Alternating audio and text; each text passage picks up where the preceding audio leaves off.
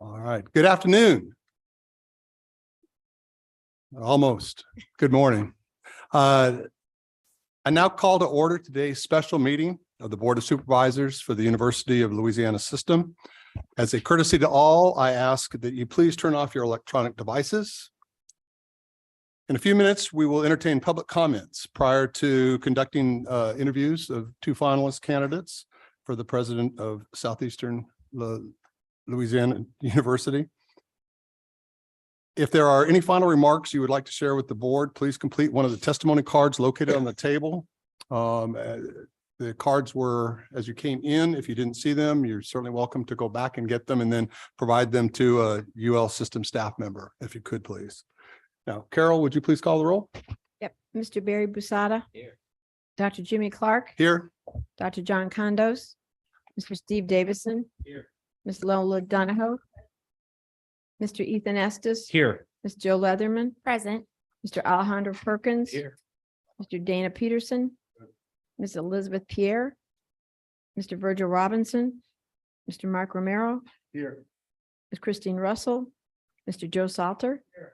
Mr. Brad Stevens. Here. Ms. Julie Stokes. Here. There's a quorum.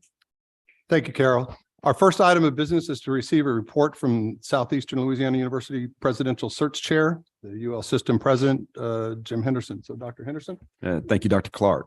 So in February, the search committee held its initial meeting on the campus of Southeastern to begin preliminary work to find the next president for this university, as well as to gather input from the campus community on the desirable qualities for the next president. On April 11th, the committee met to review applications and select semifinalist candidates to interview. And after thoughtful discussion, the committee unanimously decided to invite 5 candidates: Dr. Joseph Odenwald, Dr. Mary Parker, Dr. Eric Summers, Dr. Sebastian Van Delden, and Dr. William Wainwright.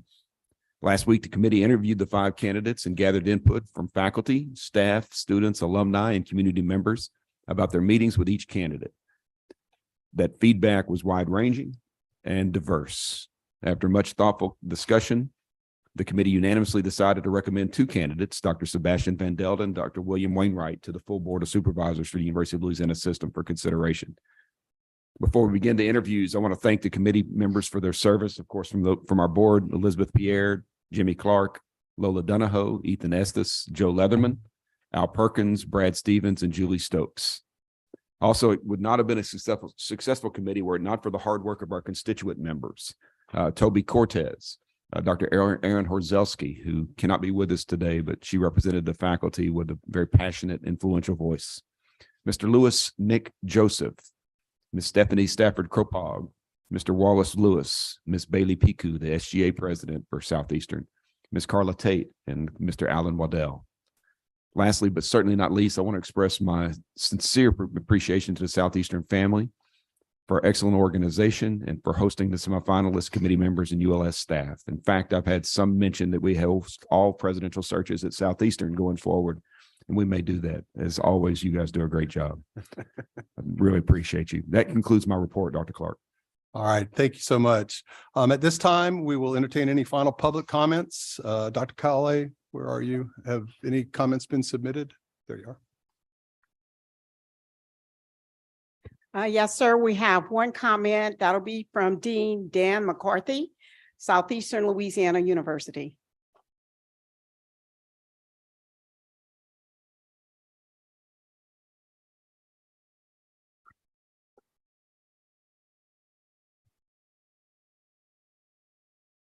Good morning. Thank you very much, board members. Thank you, Dr. Calais.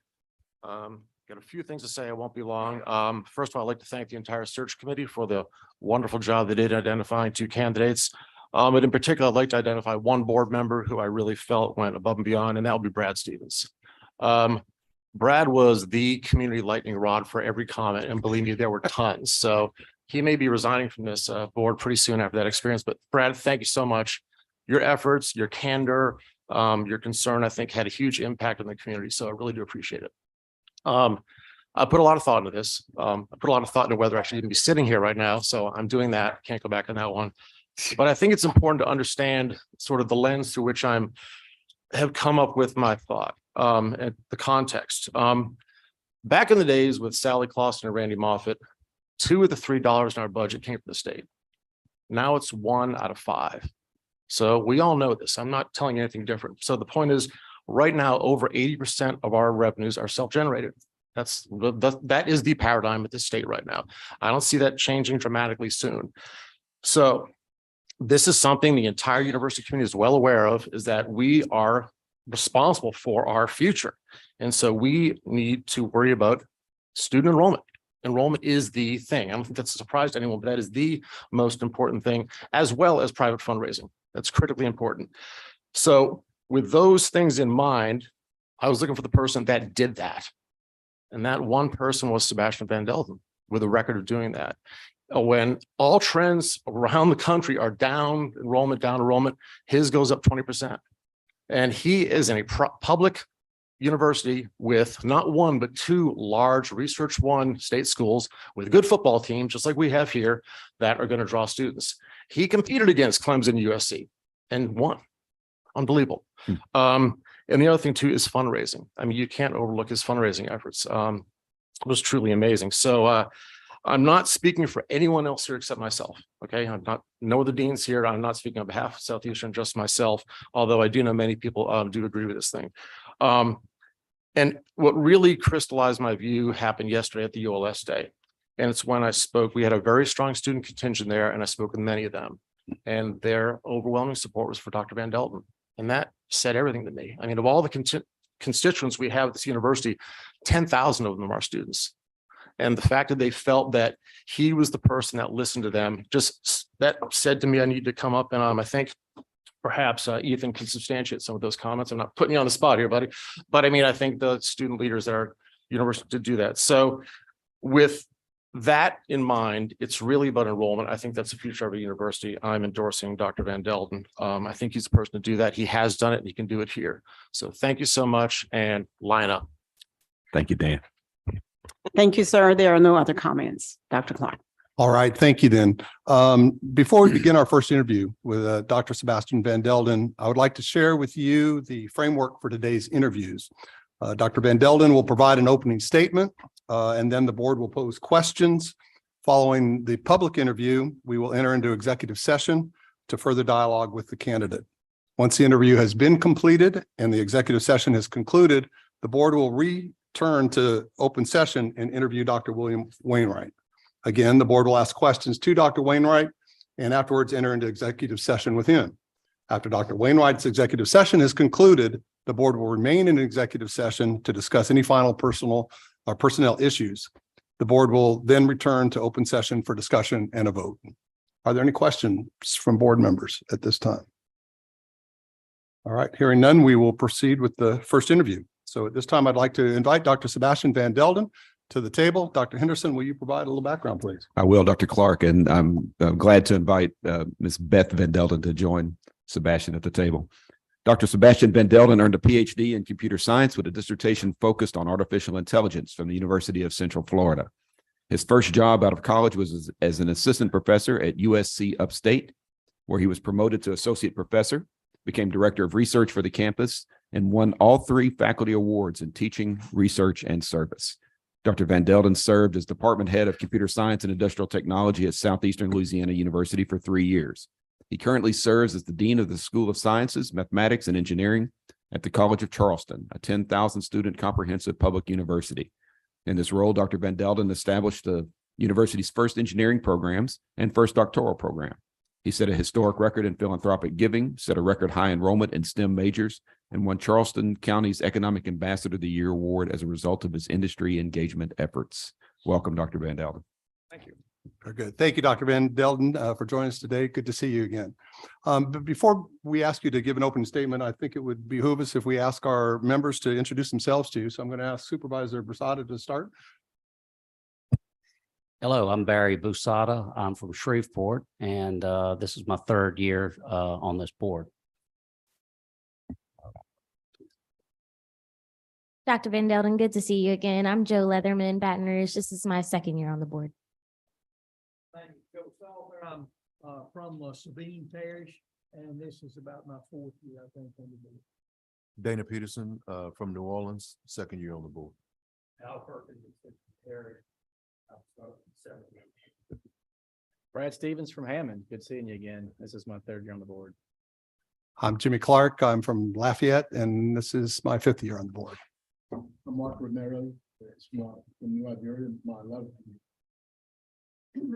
Lola Janaho from Natchitoches, Louisiana, and I'm starting my 7th year on the board, but you are my 7th presidential search, so.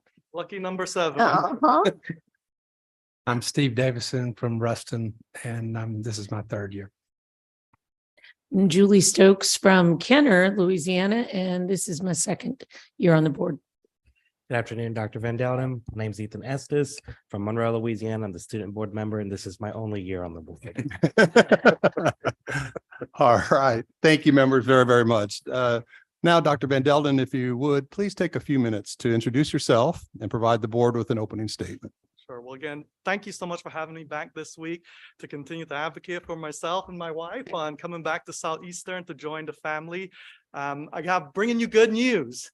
The process is almost over. I bet you all have been inundated for the last few weeks with everybody in Louisiana has given you their opinion on who should be the next president of Southeastern. And again, I'm just honored to be here today to talk a little bit more about my fit. Like I said last week, I'm going to be your #1 recruiter, your #1 fundraiser, and your #1 industry liaison.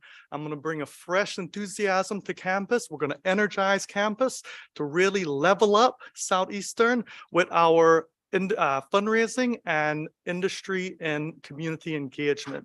So we're going to transform the region, have that high economic development impact, but most importantly, transform the lives of so many students in the region. One student, one family, one generation at a time is how we're going to make a difference here in Louisiana. Again, thank you for having us. It truly is an honor, and I'm looking forward to answering any questions.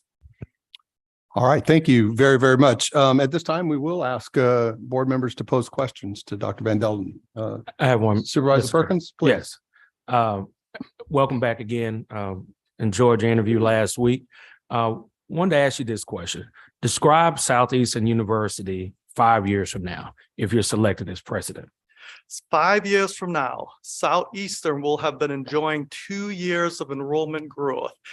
The #1 issue facing Southeastern, which are facing many regional comprehensive M1 Carnegie classification M1s across the nation, is enrollment. The full-time undergraduate enrollment at Southeastern will have been on incline for 2 years at that point, because it's going to take me 3 years to kind of turn around some of the last couple of years of trends. I think I talked ad nauseum last time about all the things we can do to turn that around. And there's some very specific things that are low cost that we can get going right away to turn that around. So 5 years from now, Southeastern will be celebrating that enrollment growth, and the tension in the air on campus, if there is any, will kind of have evaporated. Because once you turn around that enrollment and you shore up the budgeting and financing that surrounds the enrollment, then all of a sudden you can do very creative things. 5 years from now, I would love to see the lines between Southeastern's campus and downtown Hammond blurred. So I'll very much look forward to working with Mayor Penapinto to blur those lines so that our students are getting that cultural experience. When we recruit the students to come to Southeastern, it's not just about the pens and the papers and the books and the classes. It's about those cultural experiences in downtown Hammond. Beth and I love the arts, so I can see we're spending a lot of time in the Columbia Theater downtown, and that's a very important part of that holistic experience that a student needs to get when they come to Southeastern. Also, we'll be omnipresent across the North Shore. Every single large corporation, small corporation, every economic development agency will have Southeastern at the table to help support current industry and draw new industry to the region. But that's going to take 5 weeks, right? I don't need 5 years for that. Within 5 weeks, before faculty come back for the small semester, I will have met with every economic development leader on the North Shore. I'll met with every CEO of every major company, North Oaks, Intralocks, Air Products, you name it. I will have met with them and shored up those relationships well in advance of 5 years down the road. And finally, The one last thing, and this is getting into the weeds a little bit, but this would be a dream that I would love to see happen at Southeastern. The one thing that's missing, I think, in our ecosystem, the economic ecosystem in the Hammond region, North Shore region is a very robust startup system. So I know several models on how to do that, where we can engage all of campus to systematically generate startup companies, which then will seed in the business development center there right on campus. And through that business development center is how we bring more industry, more business from a startup perspective to Hammond, which then supports our students with internships and co-ops and the like. And that's something that I think is we could do a better job at in the ecosystem. I've seen how to do that in different ways that embraces all of campus. It'll take hard work with the provost and deans and department chairs to make that happen. But that's one specific idea that I would love to see brought to fruition within 5 years. Thank you. Very good. I have a question. Yes, Supervisor Romero. Thank you. Thank you for your interest again, and thank you all for coming today. In difficult budgetary times, what do you do as a leader to inspire confidence, raise morale, and advance institutional effectiveness? I think in budget and situations of budget shortfalls, budget crises, the leader has to be out front. The president has to be out front with the communication, transparency, and education. I think a lot of times at any university, rank and file faculty and staff, they're not looking at budgets every day. It's kind of hard to comprehend how a budget works at a university. So as the leader, you have to be the one out there, perhaps over communicating that message on just the realities of the budget challenges that we face. Obviously, Louisiana, Southeastern receives, I think it's 18% of the operating budget comes from the state. I'm not exactly sure, to be honest, but it's very important so that the faculty, the staff, the entire campus community understand those budgetary realities.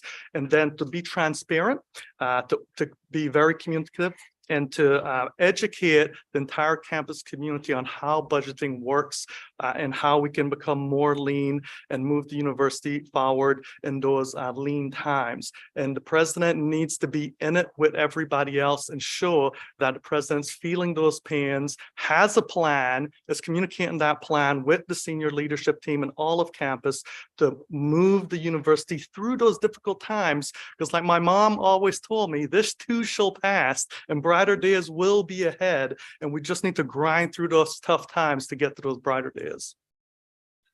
Thank you. Other questions from the board at this time?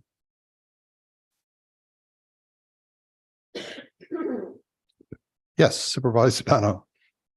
Hello again, and thank you for your interest in this position. And I'm sure that Louisiana is not much different in South Carolina when it comes to politics.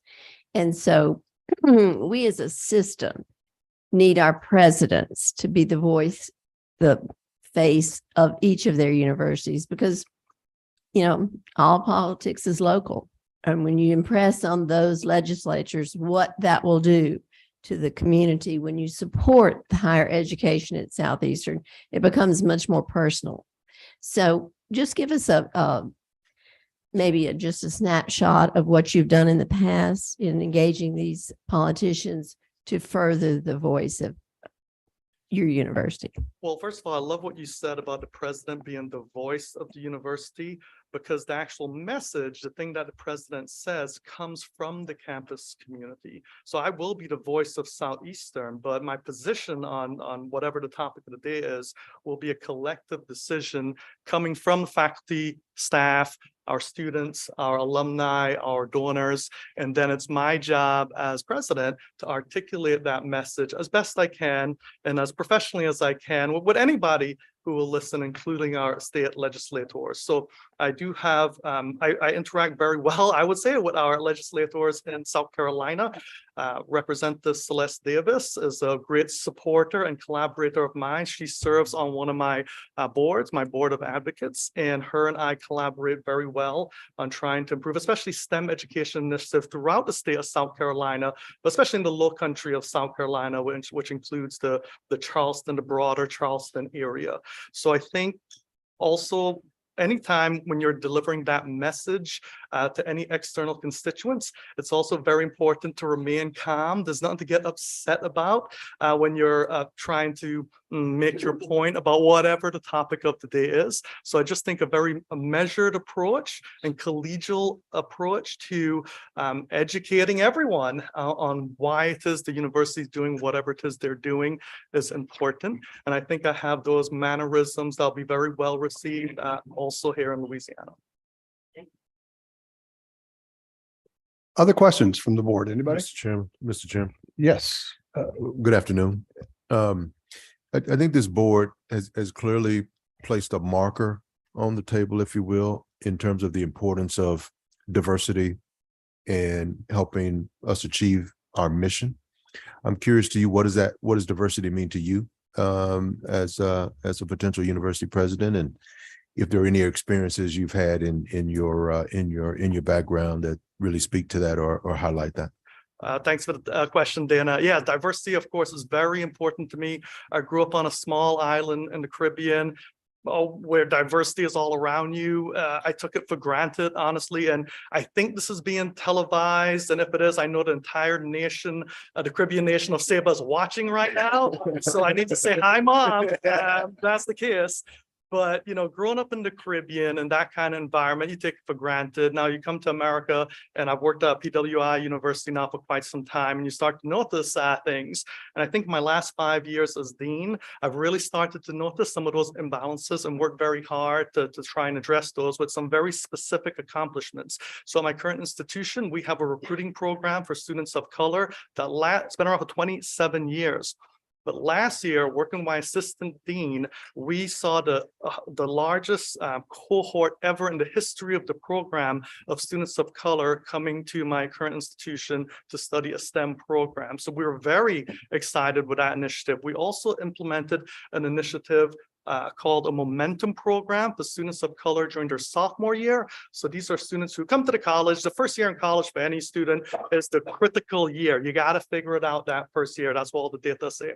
So in the second year, or at the end of the first year, we identify students who kind of struggled that first year. And then in the second year, we put them, we help the students what's called a momentum program with an advisor, a little scholarship money, a couple things like that to help remove barriers along the way to get them back on track during that sophomore year. But maybe the most profound thing that I've done to help diversity at my current institution is a few years ago, my development officer and I started a fundraising initiative to establish an endowment to support diversity in perpetuity in my school at my current institution. We were able to endow that in just 6 months. We have several more pledges on the way to feed that, and it's set up in a very generic framework, because when you create an endowment that's going to be around in perpetuity, you have to make it very flexible. So the program would support recruiting students of color, faculty of color, women in STEM, the LGBTQ plus community, and all kinds of different dimensions, because hopefully 100 years from now, that one will still exist, but hopefully 100 years from now, the diversity challenges we face today won't still be around. So that's a very tangible thing that I'm very proud to have established at my current institution. Thank you. Very good. Other questions from the board at this time? Dr. Van Delden, we've taken some time to get to know you, but you were on campus last week and you met with students and faculty and staff, alumni and community members, and you've had a chance to reflect on those interactions. So from those interactions, what do you believe are the key issues for Southeastern, and what can you do to accomplish those objectives? I think the key issue is the enrollment, the enrollment slide we've seen the last couple of years. And honestly, the successful president will look back 5 years from now and say, I turned it around, because we have to turn around that full-time undergraduate enrolled student. That has to happen within the next few years. If and when that happens, then all the creative, wonderful things we do, whether it's undergraduate research and everything in between at the university, university will really start to thrive. I was very happy. I didn't get a chance to interact with as many of the students and faculty, my former faculty colleagues, as I would have liked, but there was a real energy on campus. A Tuesday morning at 8 a.m. when I walked into my session, there must have been 150 people there, and I kept recognizing somebody else in the crowd. And for the brief interactions I had with my student escorts, JD Morgan, and I can't remember her last name, but there was a real energy on campus. There was real optimism on campus, which really made me feel good about my experience last week. I think the faculty and the students, we all know that Southeastern is an amazing institution, and there's amazing work being done there. When I was a professor there, I published papers with students, with faculty colleagues at Southeastern. I know how good the faculty and the students are. I think the next president needs to take that message, has to be relentless with that message each and every day to the external community past Southeastern borders, so that everybody understands and appreciates the good work that's happening at Southeastern. Anyone else? Other questions at this time? Public facing questions? Yes, Supervisor Stokes, is that? If you could hit your button to let us know you want to talk. it'd be helpful. You are so funny today. He's funny. Yeah. So, as you can see in this environment, we operate in an environment of shared governance with the Board of Supervisors and the whole UL system, and of course, your leadership and guidance at Southeastern.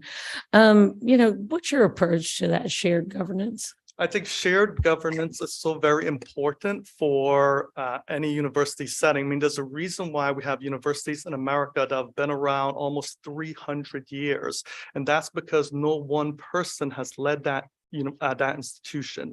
It comes with that collective leadership from the faculty, faculty senates, staff senates. Some institutions have staff, the Student Government Association. Everybody collectively helps solve the problems in the university and set the vision for the university. So that's why universities are, America has the best universities in the world, because of that shared governance approach. So I'm absolutely a believer in shared governance. As the president of Southeastern, I would enjoy attending faculty senate regularly, having close communications with our SGA president and our staff liaisons as well. So I'm a strong advocate of shared governance for sure. And don't get me wrong, I approach every problem with a sense of urgency. I want to get it done. I'll get things done quickly. But I've also learned over time that if I slow down just a beat and bring more folks into the conversation, that the final idea, the final policy, the final process is always better with that shared governance approach.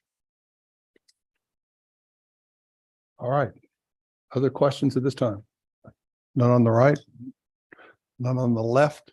Let me go ahead and read the statement then. The Board of Supervisors for the University of Louisiana System may meet in executive session to discuss personnel matters associated with this search under the provisions of Louisiana Revised Statute 42.17. While in executive session, the board may not make any motions or take any votes. May I have a motion and a second to go into executive session, please?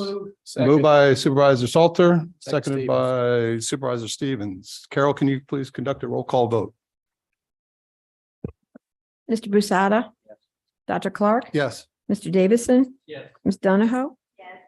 Mr. Estes? Yes. Ms. Leatherman? Yes. Mr. Perkins? Yes. Mr. Peterson? Yes. Mr. Romero? Yes. Mr. Salter? Yeah. Mr. Stevens? Yes. Ms. Stokes? Yes. It's unanimous. All right. Thank you. The board will now adjourn to room 165. When we reconvene, we will conduct our second interview. So Dr. Van Delden, if you'd like to join us, and why?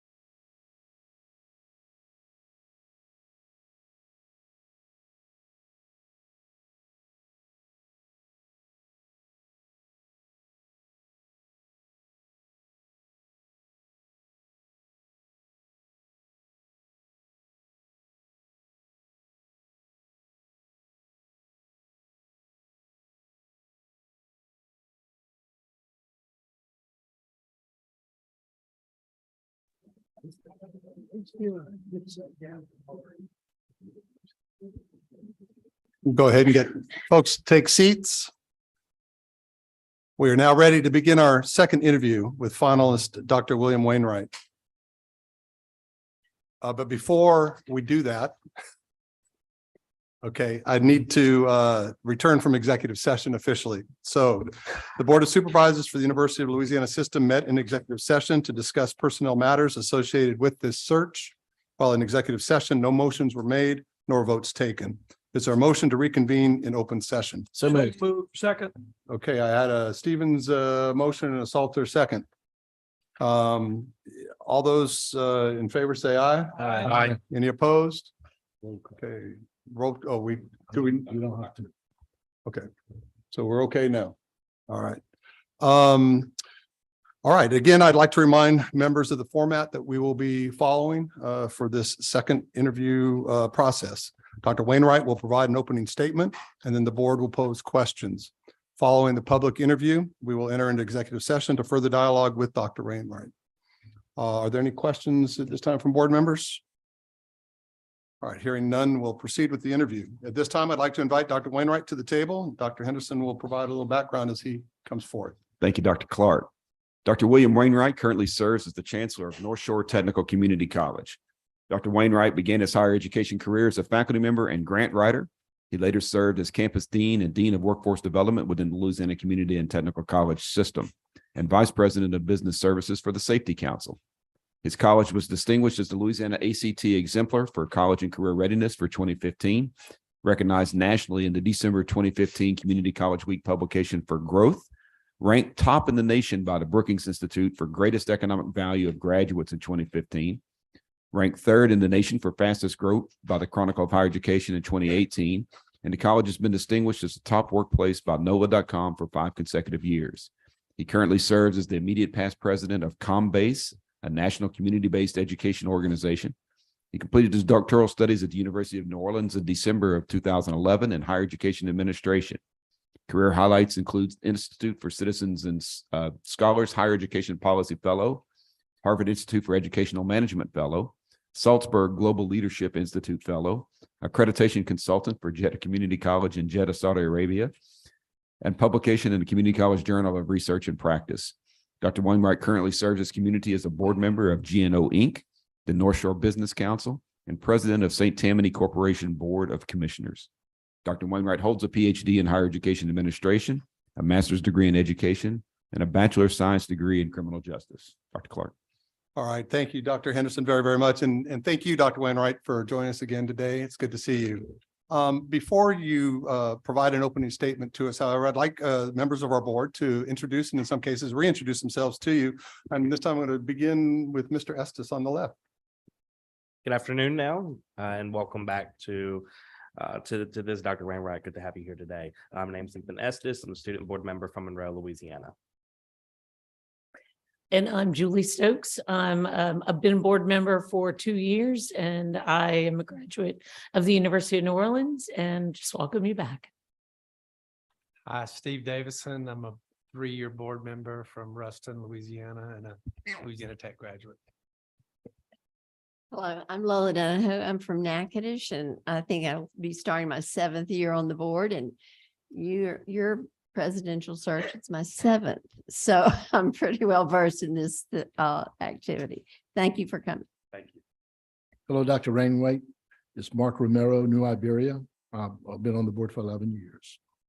Dr. Wainwright, I'm Jimmy Clark, in Lafayette, Louisiana. I've been on the board for 5 years and currently serving as vice chair.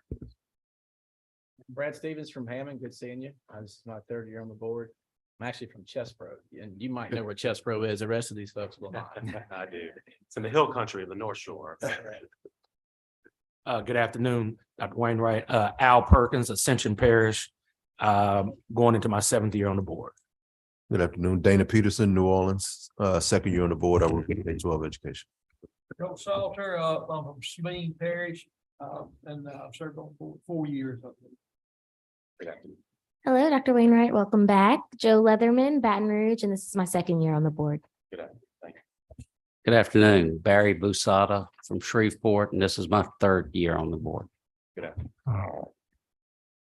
All right, very good. Well, thank you, members, for the introductions. And now, Dr. Wainwright, would you please take a few moments to introduce yourself and provide the board with an opening statement? Absolutely. Thank you so much. Joining me today, I have my wife, Misty Wainwright, my daughter, Ella Grace. Not with me today is my son, Zachary, who has a marketing exam this afternoon. So he is exactly where he needs to be. I want to thank you, Dr. Clark, Dr. Henderson, and members of the board, first and foremost, and the UL system executive staff for your dedication in ensuring the culmination of student, faculty, staff, and stakeholder input to guide the final decision for the presidency of Southeastern Louisiana University. I am deeply humbled and honored to have been selected as a finalist in interview among 4 exceptional candidates who I admire and respect. I'm with you today because I stand on the shoulders of family, mentors, and higher education leaders, some who are here with us today and some who are no longer with us, who've built me as a professional and a leader. And for that, I'm genuinely grateful. I have benefited from intergenerational social mobility through the University of Louisiana system. I work tirelessly with my wife, Misty, to support the health and the wellness of our communities and advance educational opportunity for our citizens through our collective service. Reflecting on the semi-finalist interviews, I've been deeply moved by the process that I had the opportunity to articulate the success and the benefits of the culmination of years of service in Louisiana's higher education system.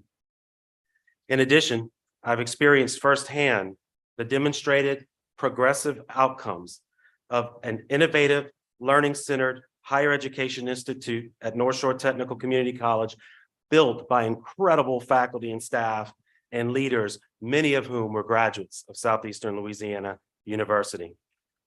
Looking at our college's achievements, I reflect on our team's collective mission-driven focus, from recognition in the Chronicle of Higher Education for fastest enrollment growth, to the Brookings Institute recognition for the economic value of our graduates, and most importantly, of recent, the 40% increase in minority student completion. North Shore continues to excel. I've learned that the college success and the collective success in higher education in 2023 is realized through a culture of excellence, a culture that is delivered by the highest quality team in collaboration and engagement within and outside of the institution. Through my 15 years as a state higher education CEO, serving through the good and the challenging times, I can tell you that the people are our greatest strength. If chosen to lead Southeastern, I commit to strategic investments in our higher education professionals who wake up every day to make a difference in the lives of our students. I am very optimistic about the future of Southeastern. Together as a university, community, and region, we are poised for growth, success, and excellence. Most importantly, the success of our students will strengthen our communities and our economies. As president, I will lean in with faculty and staff to identify research-based, data-driven, innovative practices and programs that support the mission, but most importantly, sustain Southeastern's culture of excellence and caring. I will also actively engage all students through inclusivity to ensure an understanding of needs within and outside of the classroom that will support their success. Finally, I will commit to inspiring internal and external investment in every aspect of the university mission, including but not limited to student support, faculty support and development, innovation, the arts, and athletics. Coming from humble beginnings and suffering the loss of a parent as a child and being raised by a single father, I'm here to tell you that my higher education journey awakened me. It awakened me through empowerment. It awakened me through the learning process. It awakened me through exposure to the arts, through leadership, through discipline, and most notably, financial security for my family. Misty and I are deeply committed to ensuring that all students have the same opportunity. Please don't confuse my passion with my emotion or vice versa. For this and so much more, we are grateful and fully committed to the mission of Southeastern Louisiana University. Thank you, and line up.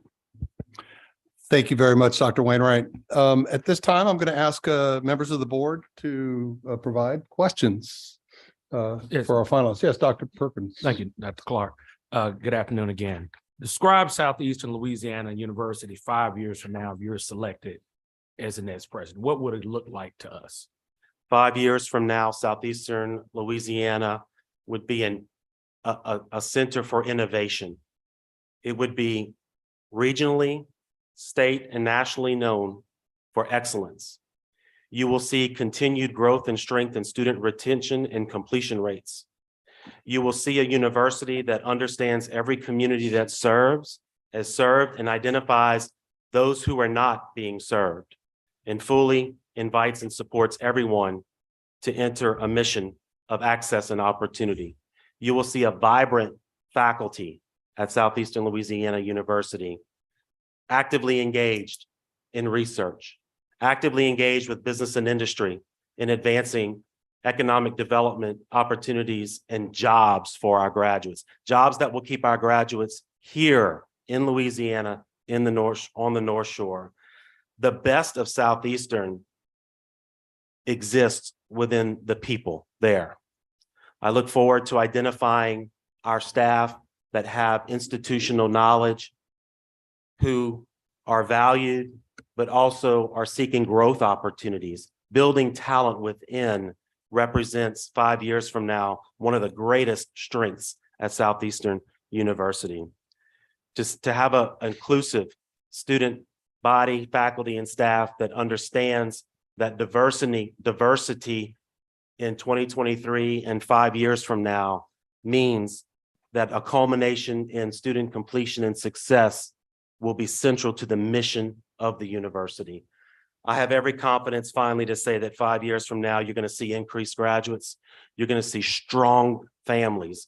You're going to see continued first-generation college graduates making a real impact, being the first in their family to transition out of, in some cases, cycles of generational educational poverty. You're going to see them grow and build for their families. And most importantly, 5 years from now, you are going to have an alum that is going to continue to give back to Southeastern through their community service, through their education, and through the talents that they can deliver to our communities. Thank you. Other questions? Dr. Clark, Yes, Supervisor Romero. thank you. In difficult budgetary times, what would you do as a leader to inspire confidence, raise morale, and advance institutional effectiveness? I will share with you one of the greatest challenges I had during the budget cuts that we experienced about 10 years ago, or prior, about 15 years ago, rather. One of the greatest challenges I had was we were building out infrastructure through one source of funds while reducing budgets, eliminating jobs, and due to the fact that we had a shift in state support for our institutions. And one of the things I was able to do was bring the college family together to ensure that we understand what the expectations were of, first and foremost, the people we serve. The expectations that through our ability to provide them an opportunity to earn a degree, to graduate and be successful, and not just earn a living wage, but above a living wage, that confidence would lead to enrollment growth. That is why we achieved the Brookings Institute designation for the economic value of our graduates. It happened during the worst of financial times.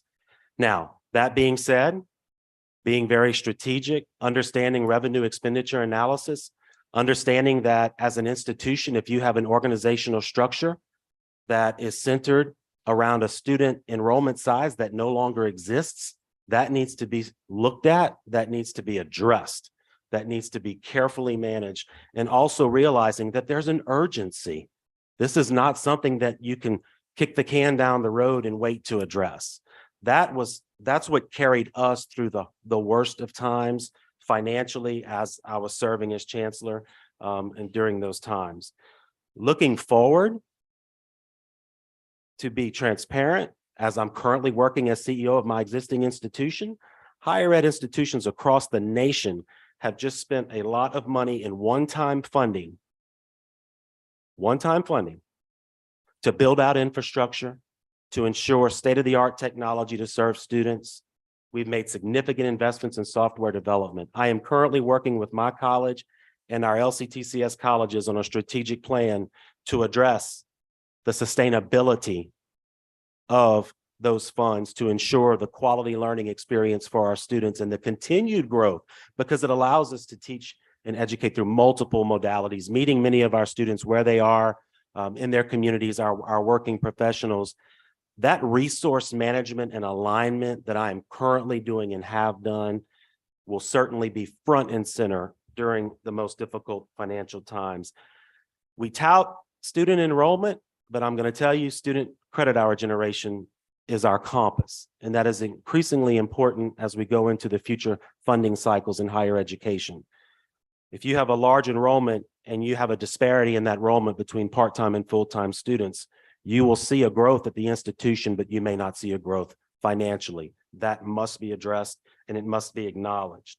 And then continued building resources, working with donors, making sure our donors understand that what they're providing is a strategic investment, that it's our obligation as a higher education institution to ensure the return on that investment.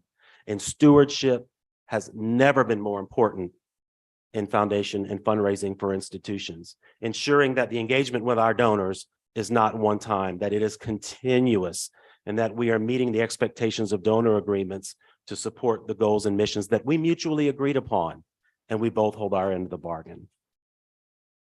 Thank you. Thank you. Other questions? Yes, Supervisor Peterson. Good afternoon, Dr. Rainwright. Good afternoon.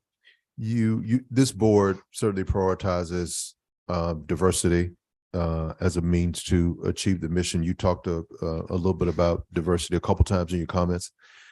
Can you unpack a little bit more? You talked about 40% increase in minority completion rates.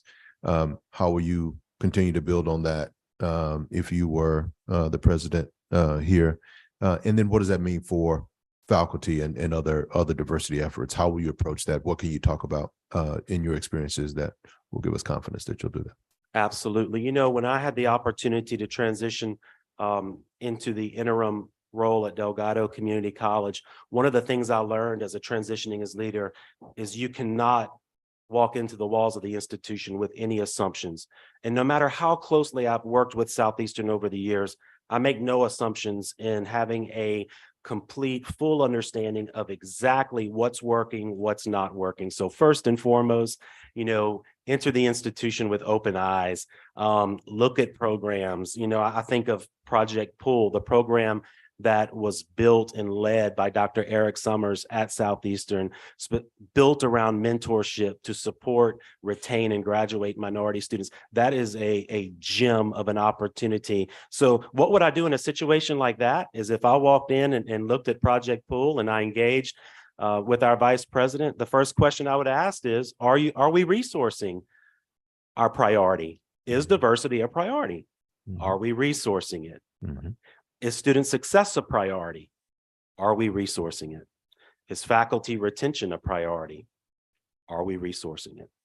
When I look at what our team at North Shore has embarked on and accomplished, I realized that in community and technical colleges, the work of diversity, equity, and inclusion is quite expansive. And what I'm most proud of is that we have built data elements within our strategic plan so that we are not completing activities that are awareness activities only, but that these activities drive culture.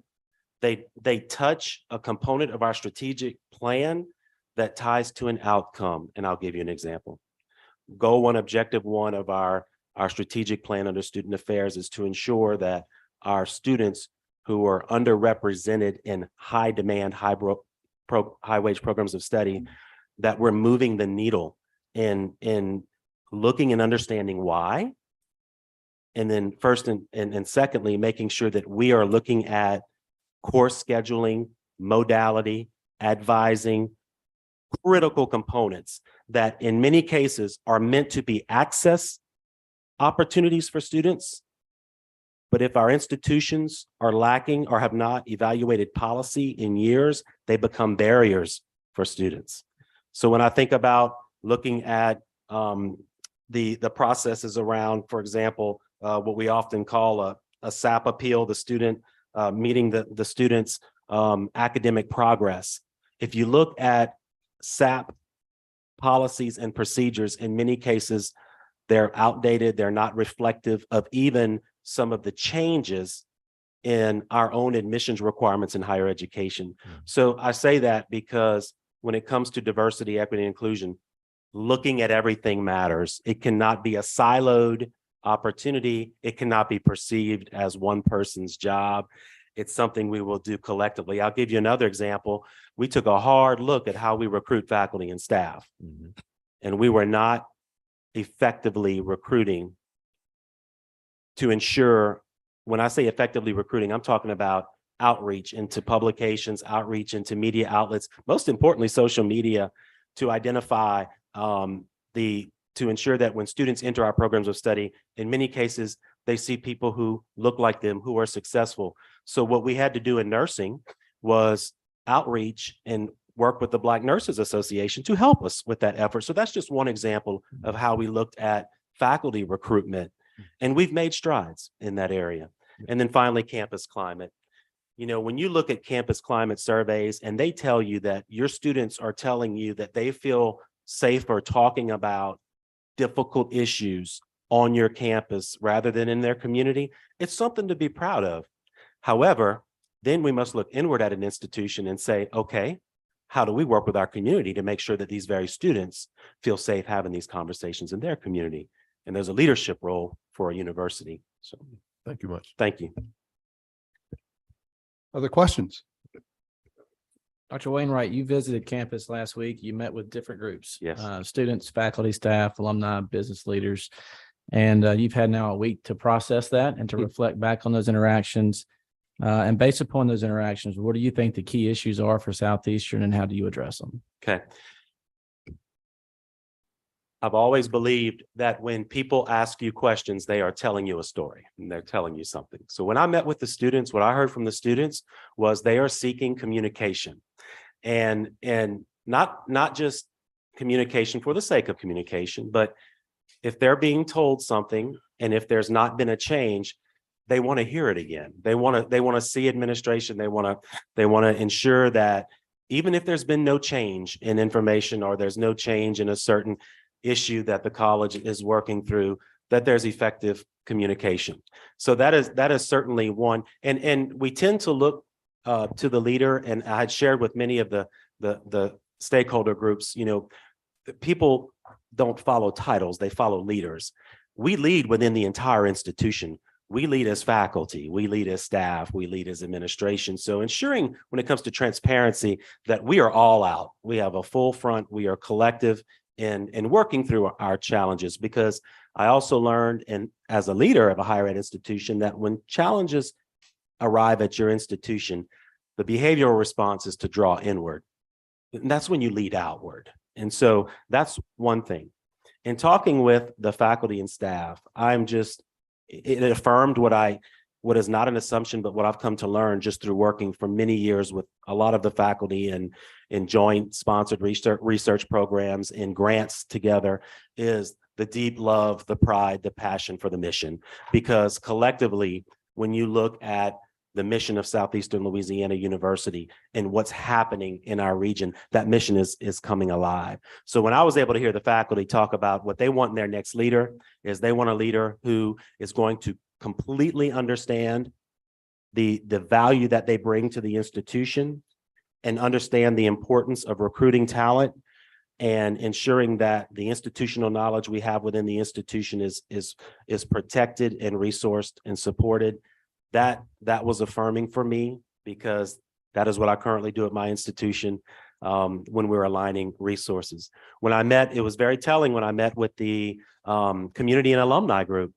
And what they want from their next leader is they want someone to ensure that communities outside of Hammond have the attention of the president, of administration, of faculty, of staff. And I think we have some rich opportunities as I've led a multi-campus Greater North Shore Technical Community College with campuses in every community. I think that that's a rich opportunity to address some of those challenges and increase visibility for Southeastern in that area. So those are just a few of the things I've noticed and what I would consider approaching those situations for future success. Thank you. Thank you. Other questions? Good. Supervisor Dunham. Dr. Wainwright, Southeastern is a very vital part of our system. It's one of our 9 universities. And so as the president or future president, we expect that person to be the voice, the image, the face of that university. And we depend on our presidents to bring their communities, to bring their politicians that they see every day, along with the whole mission, not just of your university. And of course, we know that politics is local. So when they are ensured that the increases in funding and support for higher ed will affect their university. So we're depending on you as the new president, if you were so chosen, to be the face and voice of Southeastern. Could you describe how you might go about doing that? Absolutely. And a most important question and asset in the next leader that will come to Southeastern Louisiana University. So for the last 15 years, I have worked with a 17-member delegation throughout the North Shore. I have had them visibly on our campuses. I have worked with them on collective efforts in Louisiana to build out infrastructure in Louisiana's community and technical college system, to look at articulation and transfer and how we can create a seamless opportunity for our graduates. Worked with them on policy issues that specifically tied to finance to ensure that our higher education institutions were resourced. In some cases, I stood next to Dr. Crane while doing it because we were both there advocating at the Capitol. The legislators currently on the North Shore, the senators and representatives, they know me by name. I work very closely with them. I have recently worked with them in communications regarding the upcoming budget. And it is incredible to me how, even though we've had a lot of changes in some of our members of our delegation throughout the North Shore, that at the end of the day, one thing they know and understand is the incredible value of the higher education system that they have on the North Shore. And going a step further, I have also worked with our federal delegation to communicate needs on behalf of higher education specific to financial aid policy. I've done it by visiting the Capitol. I've done it by having them visit our campus and bring their policy director with them. And finally, being the face of Southeastern. To me, that is really one of the most rich opportunities for the next leader. I am the face currently of North Shore Technical Community College. And when I chair boards like St. Tammany Corporation, and when I serve on GNO Inc., and when I serve with the workforce investment area in the region, and I serve on a homeless board in the region, I serve in the capacity as chancellor. They see the face of the higher education leader. I also do that nationally, and I've done it abroad. I will bring that same passion, that same energy, that same excitement to spreading the word of what is Southeastern Louisiana University, because I'm gonna tell you, when you step into those communities and you start communicating with economic development leaders and you start meeting with industry executives, suddenly you have incredible external investment opportunities for your institution. You have great opportunities for faculty and resource development. So I'm glad you asked the question, because I'll tell you, I spent a lot of time in that area. Thank you. All right. Other questions? Anybody? Hearing none, I'm going to go ahead and read the following statement. The Board of Supervisors for the University of Louisiana System may meet in executive session to discuss personnel matters associated with this search under the provisions of Louisiana Revised Statute 42.17. While in executive session, the board may not make any motions nor take any votes. May I have a motion and a second to go into executive session, please? So moved. I see Salter moved, Thanks. second by Estes. And I lost out both times. Well, you can move down with the Supervisor Stokes. if you want. me second. And we'll cut off your mic too. All right, we did have a motion and a second. All in favors? Aye. Any opposed? Or do we need to vote, voice vote? We do? Yeah. Okay, go ahead. Mr. Busada? Dr. Clark? Yes. Mr. Davison? Ms. Donahoe? Mr. Estes? Yes. Ms. Leatherman? Yes. Mr. Perkins? Yes. Mr. Peterson? Yes. Mr. Romero? Yes. Mr. Salter? Yes. Mr. Stevens? Yes. Ms. Stokes? It's unanimous.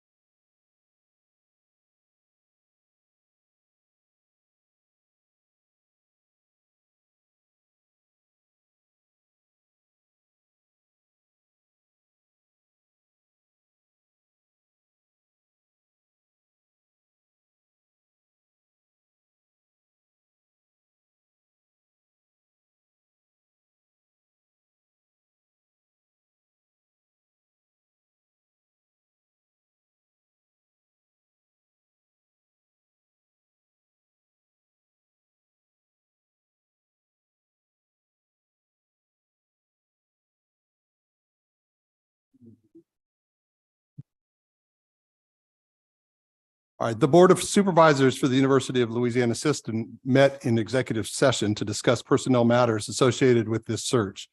While in executive session, no motions were made and no votes taken. Is there a motion to reconvene in open session? So moved.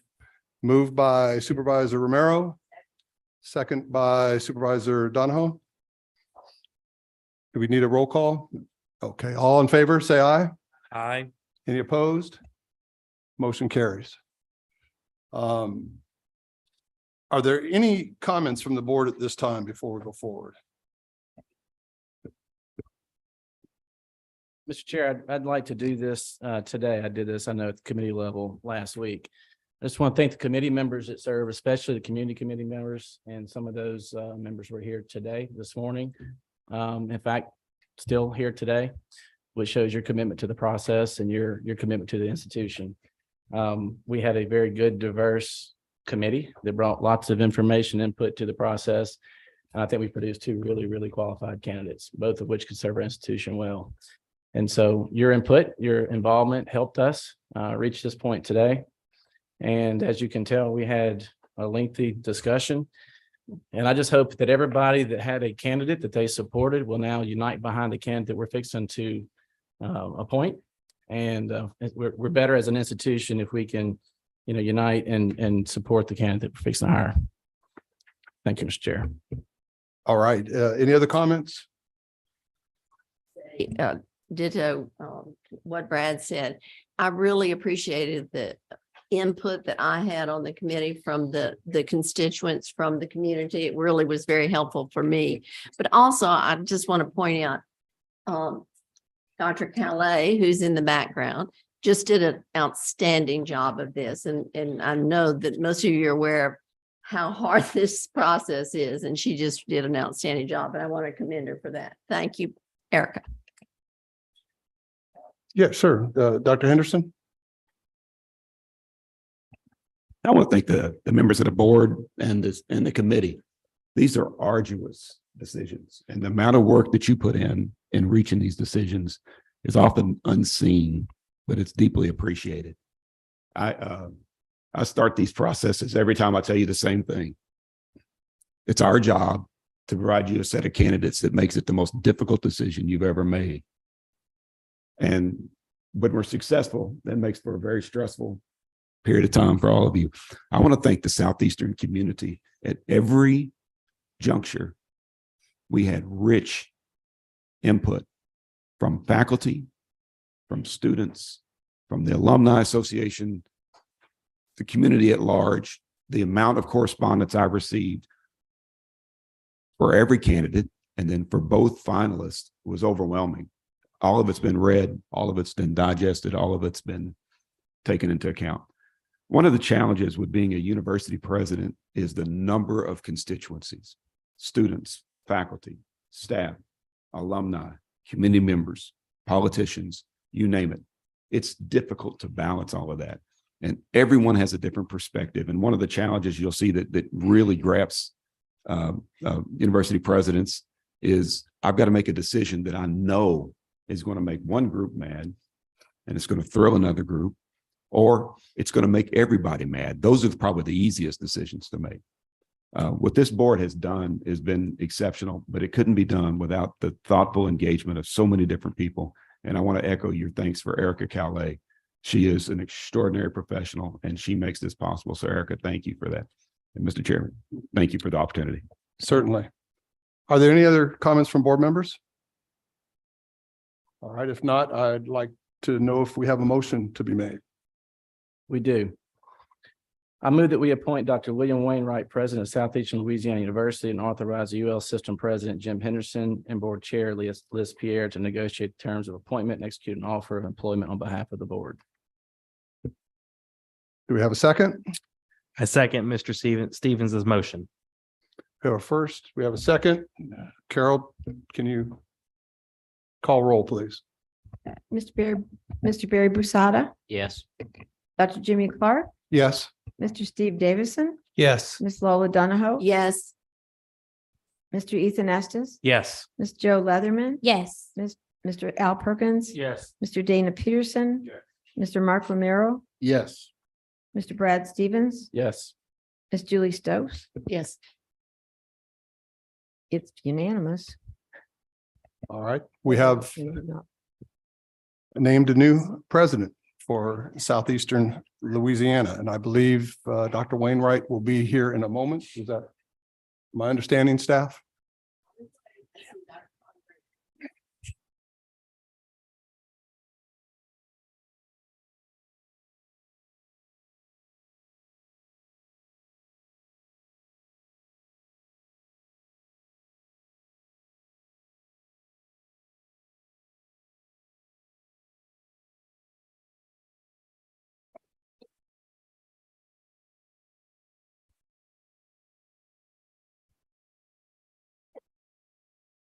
Dr. Wainwright will certainly allow you to shake hands and welcome people. At the same time, when you're able or ready, we would certainly enjoy hearing from you. Congratulations, first of all. You have been selected to be the 15th president of Southeastern Louisiana University. And we would certainly like to hear from you and look forward to working with you here in the future. Thank you, Dr. Clark, Dr. Henderson, and members of the board. I think what I'd like to do is maybe have my daughter speak on my behalf. No. She would.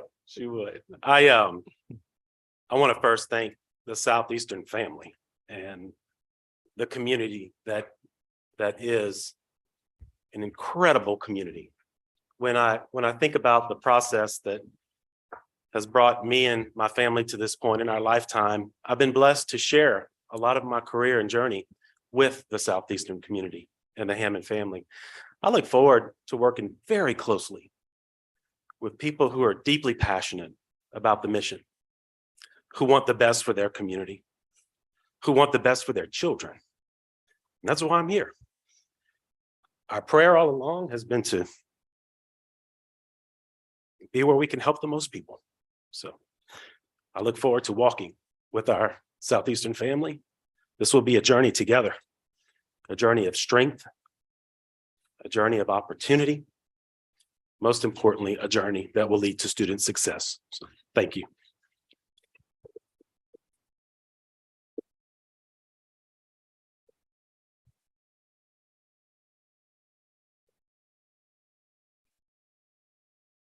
I want to thank my wife and children as well. My father, who's been watching, and hey, Pop, I don't know if he's still watching, but I want to thank my dad, who did a phenomenal job. Thank you.